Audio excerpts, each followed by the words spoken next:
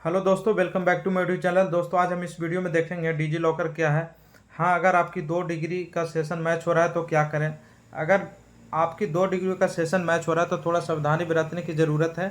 देखिए, बहुत सारे लोगों का सवाल था कि सर मेरा ITI और ग्रेजुएशन का सेशन मैच हो रहा है, किसी का डिप्लोमा और ग्रेजुएशन का सेशन मैच हो रहा है, और मैंने सर ALP टेक्नीशियन और JEE का फॉर्म भर चुका हूँ, क्या मैं NTPC फॉर्म भर सकते हैं कि नहीं। हाँ, अगर आपके मन में भी ऐसा सवाल है तो ये वीडियो आपके लिए बहुत इंपॉर्टेंट होने वाला है। तो वीडियो के अंत तक बने रहें। अगर आप चैनल पर नए हैं तो चैनल को सब्सक्राइब करें, वीडियो अच्छे लगे तो वीडियो को लाइक करें। अगर आपको किसी तरह का डाउट है तो कमेंट करें, मैं आपको पर्सनली रिप्लाई करूंगा। तो चलिए वीडियो को स्टार्ट करते हैं। तो सबसे पहले हम लोग देखते हैं कि डिजी लॉकर क्या है। देखिए, डिजी लॉकर क्या है, हम लोग सबसे पहले देखते हैं। देखिए, डिजी लॉकर एक डिजिटल पोर्टल है जो 2015 में भारत सरकार के ministry of electronics and information technology द्वारा लॉन्च किया गया था। इसका मकसद, आप जो भी ऑफलाइन डॉक्यूमेंट्स अपने पास लेकर चलते हैं उसको आप डिजिटल फॉर्म में भी रख सकते हैं। जैसे आधार कार्ड हो गया, पैन कार्ड हो गया, ड्राइविंग लाइसेंस हो गया, एजुकेशनल क्वालिफिकेशन हो गया, गाड़ी का कागज़ हो गया। मतलब बिल्कुल वैलिड है और उतना ही ऑथेंटिक है जितना कि आपका ऑफलाइन जो कागज़ रहेगा ओरिजिनल, उतना ही वैल्यूएबल रहेगा और उतना ही ऑथेंटिक रहेगा। तो देखिए क्या क्या बेनिफिट्स इसके बारे में लिखा गया, बेनिफिट्स ऑफ सिटीजन क्या क्या इससे होने वाला है। देखिए, ऑथेंटिक डॉक्यूमेंट्स लीगली एट पर विथ ओरिजिनल।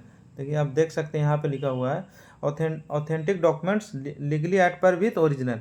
मतलब आपका जितना ओरिजिनल हार्ड कॉपी ऑथेंटिक है उतना ही आपका ये भी लीगल और ऑथेंटिक रहेगा। दूसरा, access your important document any time anywhere. अगर आपको डिजिटल फॉर्म है तो आपको कागज़ ढोने की ज़रूरत नहीं है, आप कहीं भी किसी किसी भी जगह कभी भी ले जा सकते हैं।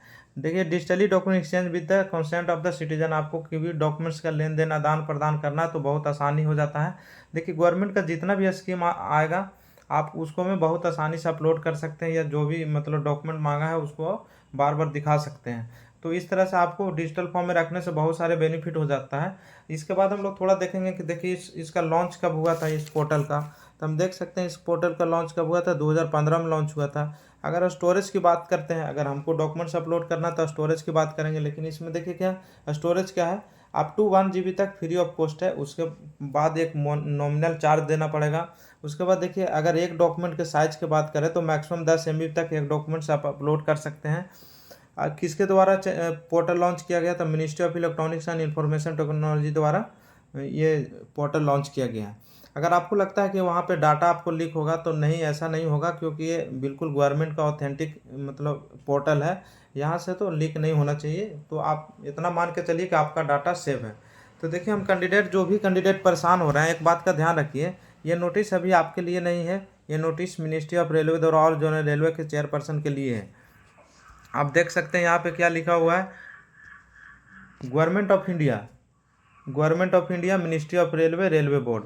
किसके लिए है, the chairman railway recruitment boards all Indian railway, the general manager GM, PCPO, PHOD all India railway. तो देखिए, ये जितना भी जो नोटिस है ये किसके लिए है, अभी एक कैंडिडेट के लिए नहीं है, स्टूडेंट के लिए नहीं है, इसलिए घबराने की ज़रूरत नहीं है। अभी किसके लिए है, जनरल जनरल जो भी जनरल मैनेजर है ऑल जोनल रेलवे का, उसके लिए है।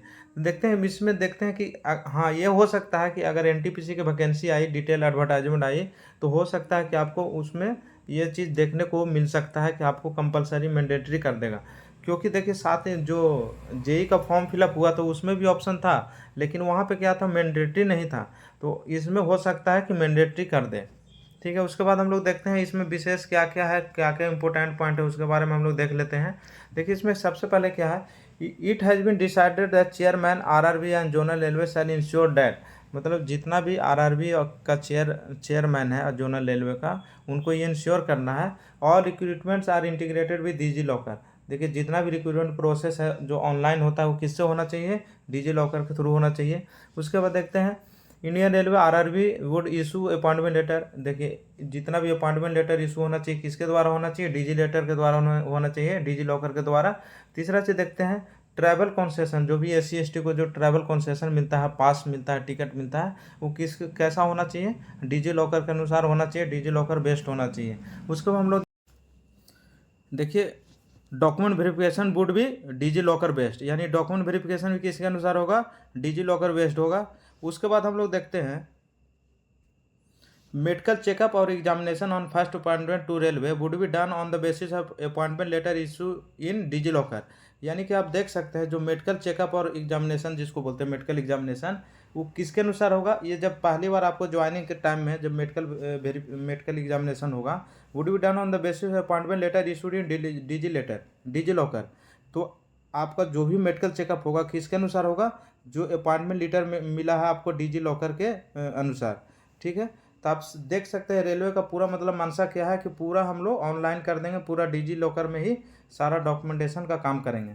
उसके बाद आप देख सकते हैं जहाँ भी ट्रेनिंग का मैंडेटरी है, जैसे में एएलपी कंपलसरी ट्रेनिंग होता है, उसके बाद हो गया गुड्स गार्ड, उसके बाद स्टेशन मास्टर, ये सारा जितना जहाँ भी ट्रेनिंग का मतलब रिक्वायरमेंट है, ट्रेनिंग कंपलसरी है, उस जगह भी आपको कैसे जाना है? डिजी लॉकर के अनुसार ही जाना है। ठीक है, और जो वहाँ ट्रेनिंग का सर्टिफिकेट मिलेगा, जो परफॉर्मेंस सर्टिफिकेट मिलेगा, वो भी किस पे अपलोड रहेगा? डिजी लॉकर में रहेगा। तो मतलब पूरा रेलवे जितना भी प्रोसीजर करे, सिलेक्शन प्रोसीजर करने वाला, वो किस पे करने वाला है? डिजी लॉकर पे करने वाला है। ठीक है, उसके बाद हम लोग देखते हैं कहाँ पे मेन रूप से प्रॉब्लम आएगा। जो भी कैंडिडेट फॉर्म एनटीपीसी भरने वाले हैं उनके लिए वीडियो मतलब बहुत इंपॉर्टेंट होगा, इस पॉइंट को देखिएगा ज़रूर। देखिए, हम कोर्स की बात करते हैं तो कोर्स की तीन तरीके से हम लोग करते हैं। पहले तो रेगुलर डिग्री लेते हैं, रेगुलर बेस्ड रहते हैं।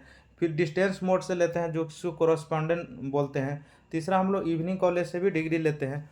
देखिए इसमें प्रॉब्लम क्या है, देखिए 1 और 2 जो आप देख रहे हैं इसका दूसरा कंडीशन है। देखिए क्या कंडीशन है देख लेते हैं इसके लिए।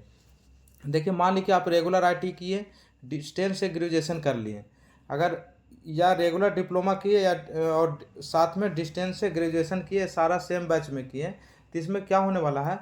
पहला केस और दूसरा केस में दोनों में कि एक रेगुलर से किए हैं, दूसरा डिस्टेंस से किए हैं, तो ये यूजीसी के माने तो मतलब वैलिड है, और कई इंस्टीट्यूशन इसको वैलिड मानता है, कई इंस्टीट्यूशन इसको वैलिड नहीं मानता है। तो अगर आप इस केस में है तो आपको ज़्यादा प्रॉब्लम होने वाला नहीं है। सेम अगर इवनिंग शिफ्ट की बात करें तो सेम ऐसा ही है जैसे पहला नंबर है। देखिए इवनिंग कॉलेज का मतलब करने का, इवनिंग और मॉर्निंग करने का कुछ टर्म एंड कंडीशन रहता है। जैसे कि देखिए दोनों कॉलेज जो है वो विद इन सिटी रहना चाहिए, एक ही शहर में रहना चाहिए। दूसरा चीज़, जैसे मान ली कि इसका मॉर्निंग शिफ्ट का 8 बजे से लेकर 2 बजे तक इसका क्लास चलता हो, तो इसका क्लास 2 बजे के बाद ही चलना चाहिए, मतलब ओवरलैप नहीं होना चाहिए। ठीक है, उसके बाद हम लोग जो देखते हैं मेन जो जिस पे हम लोग को फोकस करना है, ये हम लोग का ये है, ये 3rd नंबर वाला। मान लिए कि आप 2 डिग्री एक साथ किए हैं, दोनों डिग्री रेगुलर बेस है, तो मतलब कि आपको थोड़ा सावधानी बरतना है। इसमें क्या सावधानी बरतने की बात है समझ लीजिए। हम मान लीजिए कि रेगुलर आईटीआई किए, सेम सेम मतलब सेशन में रेगुलर ग्रेजुएशन कर लिए, या रेगुलर डिप्लोमा किए और रेगुलर ग्रेजुएशन कर लिए सेम सेशन में। इस केस में क्या होने वाला देख लीजिए। आपने क्या किया, एएलपी का फॉर्म भर लिया है, टेक्नीशियन का फॉर्म भर लिए हैं, उसके बाद जेई का फॉर्म भर लिए हैं। और दूसरा केस में हम लोग देखते हैं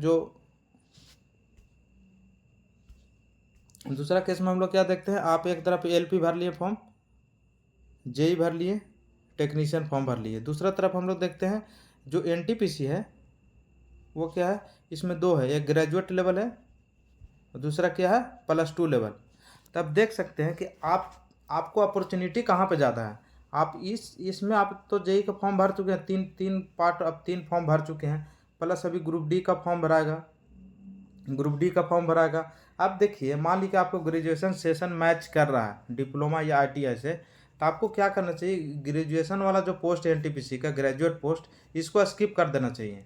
तो आपको कोई प्रॉब्लम होने वाला नहीं है। अगर आपको अभी भी लग रहा है कि नहीं कोई प्रॉब्लम नहीं है, हम रेगुलर दोनों तरफ किए हैं भर देते हैं, कोई प्रॉब्लम नहीं होता, आज तक नहीं हुआ है, तो आपको थोड़ा गलत सोच रहे हैं। क्योंकि देखिए पहले का ज़माना क्या था, वो सब पेपर पे होता था, अभी क्या है पूरा डिजिटलाइज हो गया। आपको मतलब फाइंड आउट करना बहुत आसान है। मान लीजिए रेलवे आज आपको ज्वाइनिंग के समय में नहीं कर पाया, या नहीं किया, या ध्यान नहीं दिया, तो आपको 2-4 साल बाद, 3-4 साल बाद, या नेक्स्ट टाइम कभी भी कुछ भी रूल चेंज हो सकता है। देखिए याद रखिएगा, रिटायरमेंट के टाइम भी फुल डॉक्यूमेंट वेरिफिकेशन होता है, तभी आपको रिटायरमेंट दिया जाता है। तो वहाँ तक डॉक्यूमेंट वेरिफिकेशन होता है। तो जो आप देख रहे हैं ये बिल्कुल इलीगल है। आप 2 कोर्स एक साथ रेगुलर करते हैं, ये बिल्कुल इलीगल है, कहीं भी मान नहीं होने वाला है। इसलिए दिमाग में रखिए कि इस सिचुएशन में अगर डिजी लॉकर को लागू कर दिया एनटीपीसी के लिए, तो आप बिल्कुल ग्रेजुएशन मैच हो रहा है और ग्रेजुएशन की ओर नहीं जाइए, या तो आप नॉनटेक की ओर जाइए, टेक्निकल छोड़ दीजिए। मतलब आपको दो दो मैच हो रहा है सेम सेशन में, तो आपको एक पार्ट छोड़ना पड़ेगा। आप देखिए कि आपके लिए अपॉर्चुनिटी किधर है, उसके अनुसार आप कर सकते हैं। तो चलिए आज वीडियो को यहीं समाप्त करते हैं। अगर वीडियो अच्छा लगा, वीडियो इन्फॉर्मेटिव लगा तो वीडियो को लाइक करिए, चैनल पर नए हो तो चैनल को सब्सक्राइब करिए। अगर अभी भी किसी तरह का डाउट है तो कमेंट करिए, मैं पर्सनली रिप्लाई देने का प्रयास करूँगा। धन्यवाद।